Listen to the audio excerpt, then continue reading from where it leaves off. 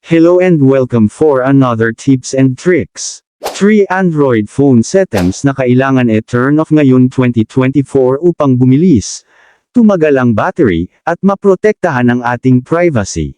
Make sure na panoorin ang video hanggang matapos upang malaman ang step-by-step na gagawin natin. So kung interesado ka sa tricks natin ngayon, ay pakihit ang subscribe button, at like na rin ang videong ito. So let's proceed.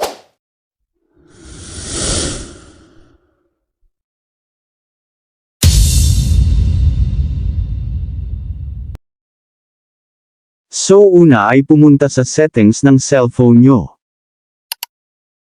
Then scroll up at i-click ang Google. Then dito ay i-click ang 3 dots sa upper right corner ng cellphone nyo. Then i-select ang user diagnostic.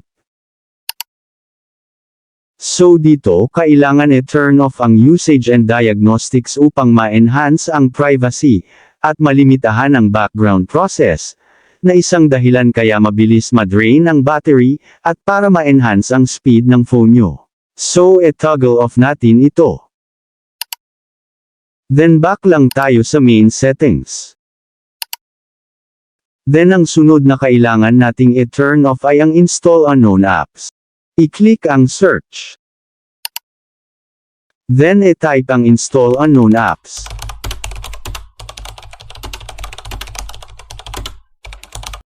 Then dito sa ibaba ng security and privacy, ay i-tap ang install unknown apps. Then scroll up at hanapin ang install unknown apps, then i-tap ito.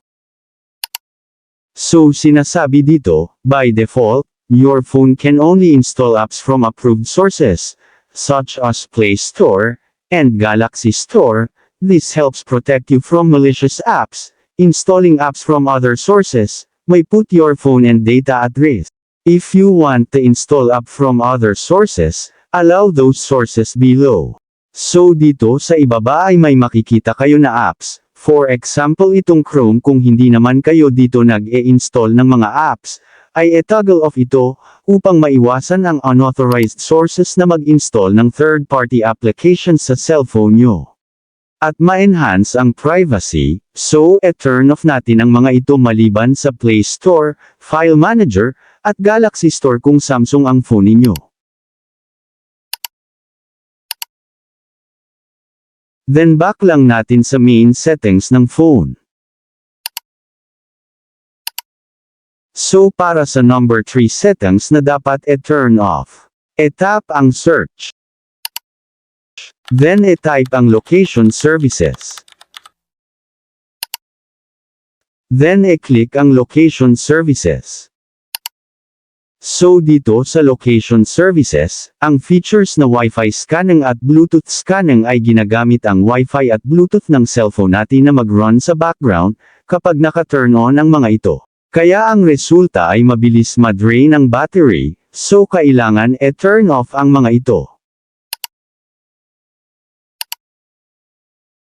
So ayan, sana po ay nagustuhan nyo ang video natin ngayon, at maraming salamat po sa mga nag-subscribe, at kung bago ka palang napadaan sa channel na ito, at gusto mo ng mga ganitong video, ay huwag po sana kalimutang mag-like, subscribe, at pindutin ang notification bell button, upang updated po kayo once na mag-upload ako ng bagong video. So thank you for watching, and God bless po sa lahat.